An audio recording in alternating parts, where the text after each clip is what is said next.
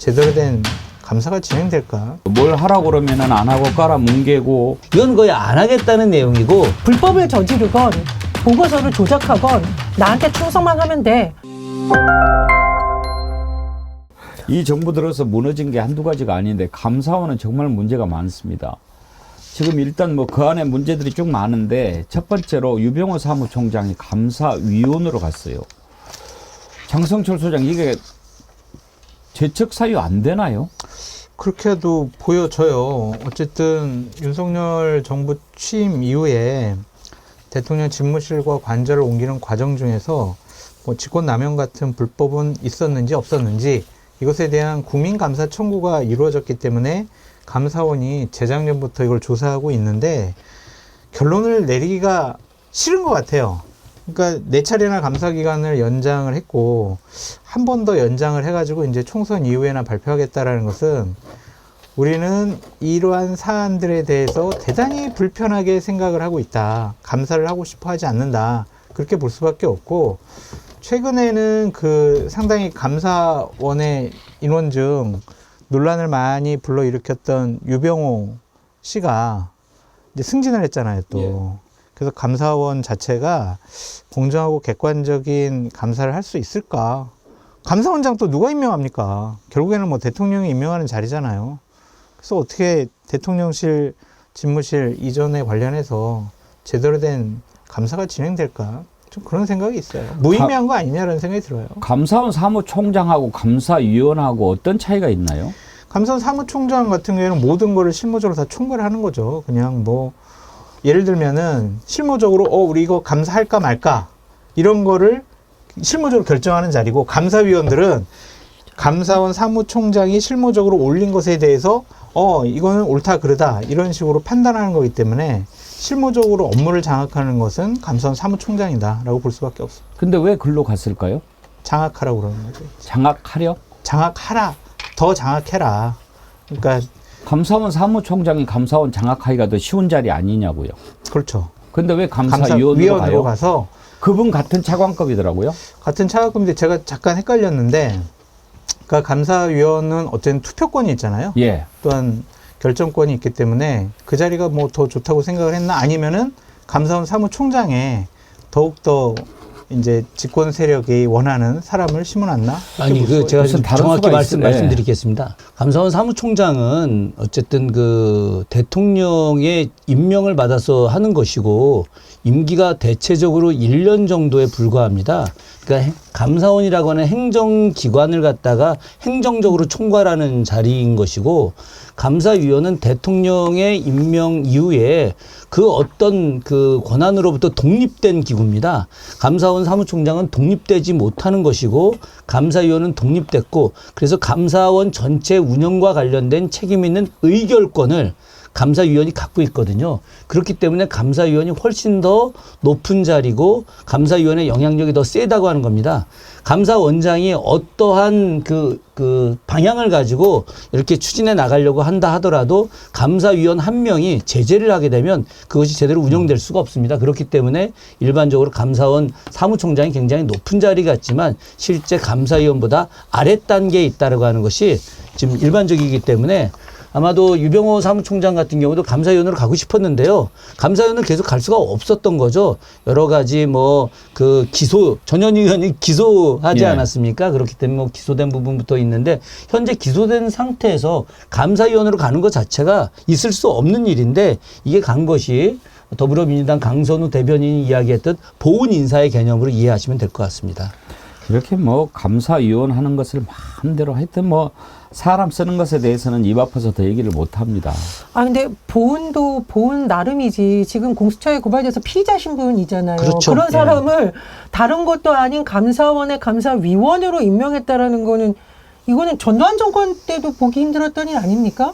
지금 피의자인 사람을 어떻게 정치적 중립성과 이런 감사원이 해야 될 일이 이 기관의 감사위원으로 앉힐 수가 있어요. 이거는 정말 너무 말이 안 되는 거고 공무원들한테 이렇게 지금 알려주고 있는 거잖아요. 불법을 저지르건 보고서를 조작하건 나한테 충성만 하면 돼. 그러면 윤석열 정부에서는 잘 나갈 수 있어. 이런 신호를 주는 거 아닙니까? 저는 이게 개인의 문제를 떠나서 감사원의 문제이기도 하고 대한민국의 권력 조직 뭐 경찰, 검찰, 감사원에게 주는 굉장히 위험한 신호라고 좀 해석을 합니다. 감사원이 지금 어떻게 했습니까? 일단 감사원장부터 뭐 대통령 거의 하부 기관인 것처럼 스스로 인정을 하고 그랬는데 지금 감사원에서요 한 가지 감사 발표를 해야 될 게 있습니다. 대통령 집무실 관제로 옮기는 과정에서 직권남용 같은 불법은 없었는지 국민감사 청구가 있었고 감사원이 이걸 지금 조사를 한 지가 2년이 넘어요. 그런데 지금 감사원이 4차례나 감사 기간을 연장을 해가지고 결국은 총선 이후의 결과를 발표하겠다라고 하는데 지금까지 감사원이 뭘 이렇게 감사해가지고 이렇게 오래 걸린 적이 없어요. 그때 당시 대통령 당선인 윤석열이 뭐라고 얘기했는지 한번 들어보시죠. 국가안보지휘시설 등이 잘 구비되어 있고 청와대를 시민들께 완벽하게 돌려드릴 수 있을 뿐 아니라 경호 조치에 수반되는 시민의 불편도 거의 없습니다. 이게 여러 가지 문제가 있잖아요. 왜 옮겼는지 의사결정 과정은 투명했는지 그다음에 특히 김건희 씨하고 관련된 업체한테 관저 공사를 맡겼다 이런 특혜 의혹도 있고 그러지 않았나요?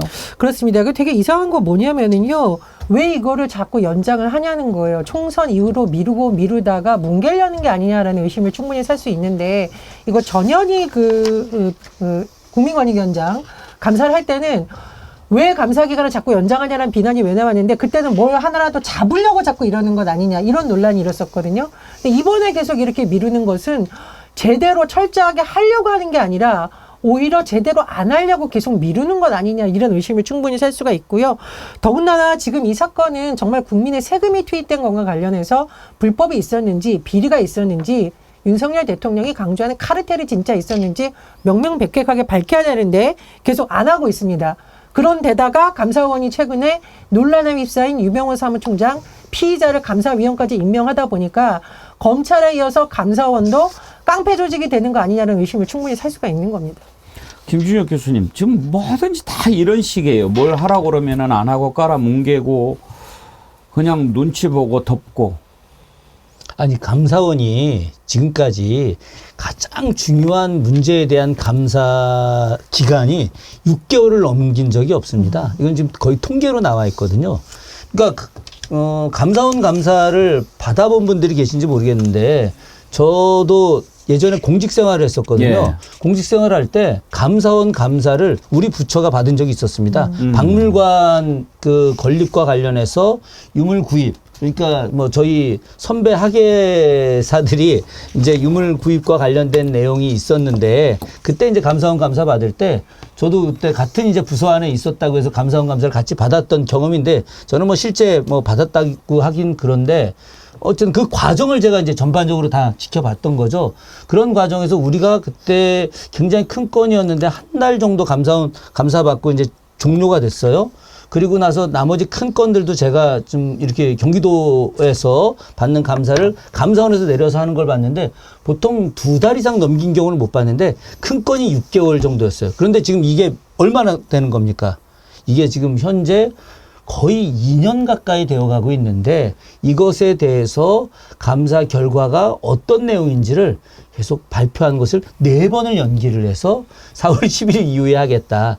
이건 거의 안 하겠다는 내용이고 또 감사원 감사 내용이 충분히 변경되거나 다시 조작되거나 할 수 있는 가능성도 있는 거죠. 아니 대한민국에서 가장 투명한 기관인 감사원이 이렇게 된다면은 대한민국에 있는 모든 공직이 아니 투명할 수 있겠습니까? 나는 이 투명이라고 하는 것에 대해서 누가 어떤 국민이 인정하겠습니까? 이렇게 되면 아까 우리 정 교수님 말씀하셨지만 국가의 기강에 문제가 생긴다. 이거 국가 운영에 심각한 시스템 혼란이 생길 수 있다고 생각을 합니다. 장 소장님 저는 이 정부 이런 게 뭐가 문제냐면 이 개념을 틀어버리는 거예요. 50 때 제가 항상 이야기하지만 정의사회 구현이라고 하는 것을 전두환이가 외치니까 정의가 도대체 무언가 국민들이 헷갈렸어요. 네. 근데 지금 이런 식으로 하면은 감사원이라고 하는 기관에 대해서 국민들이 감사원이 뭐 하는 기관이라고 생각하겠냐 이거예요. 그렇죠. 법과 제도 시스템을 완전히 망가뜨리는 행위다라고 볼 수도 있을 것 같고요. 또한 감사원 내부에서는 이러한 얘기와 움직임이 있는 것 같아요. 통치행위다. 대선 공약이다. 그것까지 행정적인 감사의 영역이냐. 그러한 것 때문에 이것을 감사하는 것이 맞느냐 안 맞느냐라는 법리 검토를 계속 좀 하고 있는 것으로 보여지는데 그래도 국가의 예산이 들어간 부분이잖아요.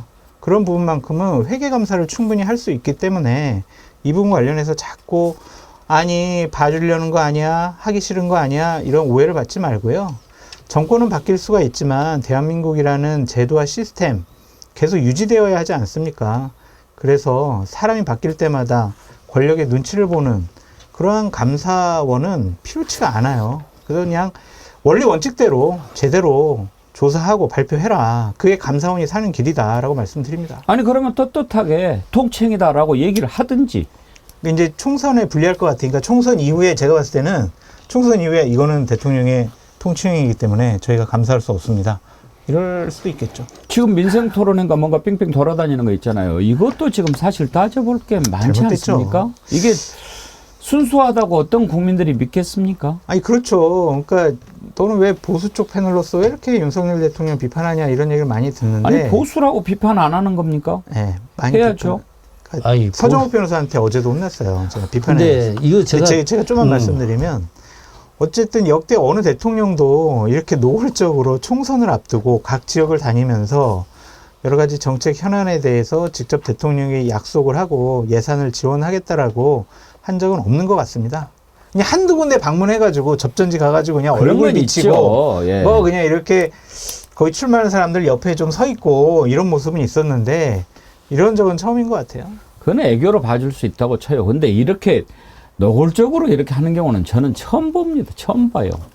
근데 이제 KBS에서 세월호 참사 관련한 10주년 다큐멘터리도 4월 18일에 하겠다라는 걸 총선에 영향 미친다고 미루라. 4월 10일날 총선인데 무슨 4월 18일날 방영하는 게 그 영향을 미쳐요. 그러니까 하기 싫은 거죠. 이렇게 소위 말해서 오버해가지고 공영방송이 자꾸 윤석열 대통령에게 충성하는 방송 아니냐라는 논란이 있는 거고 감사원도 이게 국민감사이거든요. 그럼 보통 60일 안에 종료하게 되어 있습니다. 또 500일 정도로 계속 미루고 있다 보니까 당연히 국민들 사이에서는 이거를 대통령실 이전 문제 자체를 뭉개려고 하는 의혹이 제기되고 있고, 그러니까 저는 감사원도 그렇고 KBS도 그렇고 공적이어야 되고 정치적인 중립성과 독립성이 굉장히 중요한 곳곳에서 이렇게 너무 대통령에게 과한 충성 경쟁, 국민들이 보기에도 너무한 게 일어나니까 말씀해 주셨듯이 이거는 뭐 한 조직의 문제가 아니라 국가 조직 전체를 그럼요. 지금 시스템만. 좌지우지하는 시스템의 문제라는 생각이 듭니다. 이 감사원 이 문제와 관련해서 역사적 비유를 좀 하나 들어볼게요. 다산 정약용 선생님이 정조한테 하신 말씀인데 그때도 감사원이 있었습니까? 당연히 감사원이 있죠. 뭐 사원부도 있고. 근데 이제 다산 같은 경우는 이제 당시 암행어사로 나간 네, 거죠. 네, 일종의 이제 네. 감사위원회 어떤 형식으로 이제 나간 건데 이제 정조가 굉장히 총애했던 의관이 한 명 있었어요. 강명길이라고 굉장히 뛰어난 의관이었는데 이 의관이 그새 정말 많은 시료도 냈고 의관으로서 자질은 굉장히 훌륭했고 의서도 뛰어난 걸 냈었죠. 그래서 이제 이분을 지금 경기도 연천하고 이제 그 위에 상령 이제 다른 분하고 같이 해서 이제 군수로 발령을 냈습니다. 그런데 이제 그 민원이 들어온 겁니다. 아, 네. 이 두 사람이 굉장히 좀 악행을 저지르고 있다 수령으로. 그래서 다산을 정조가 이제 암행어사로 보냈죠. 보내서 다산에 가서 조사를 해보니까 두 사람이 문제가 커서 진짜 말 그대로 이제 파직을 일단 1차적으로 암행어사 가서 창고를 봉고시키고 직을 내려놓게 하는 파직을 시키고 그리고 나서 정조한테 장계를 올립니다. 그 장계 내용에 이 두 사람은 당연히 봉고 파직하고 유배를 보내야 된다라고 하면서 명문을 딱 씁니다. 뭐라고 썼느냐? 법의 집행은 국왕으로부터 가장 가까운 사람에게서부터 시작해야 한다. 네. 이렇게 법의 집행이라는 것이 법이라고 하는 것이 국왕한테 가장 가까운 사람으로부터 해야 된다. 왜? 국왕으로부터 가까운 사람한테 아이고 이 법 집행 이 사람 잘못했는데 이거 집행하면 안 되고 두려워서 안 되고 하면 국가가 운영이 안 되는 겁니다. 그래서 다산이 그렇게 이야기를 했고 정조는 자기하고 아무리 가까웠던 자기를 고쳐줬던 의사였다 하더라도 과감하게 유배를 보내서 제 기억에 전라도 영광으로 아마 유배를 보냈던 것 같은 생각이 드는데요. 이게 바로 올바른 사회의 모습입니다. 제가 항상 말하는 것이 있습니다. 엔간히 해야 됩니다. 엔간히. 네. 엔간히 해야죠. 예, 그렇게 하면은 심하면 지나치면 안 됩니다. 과유불급이죠.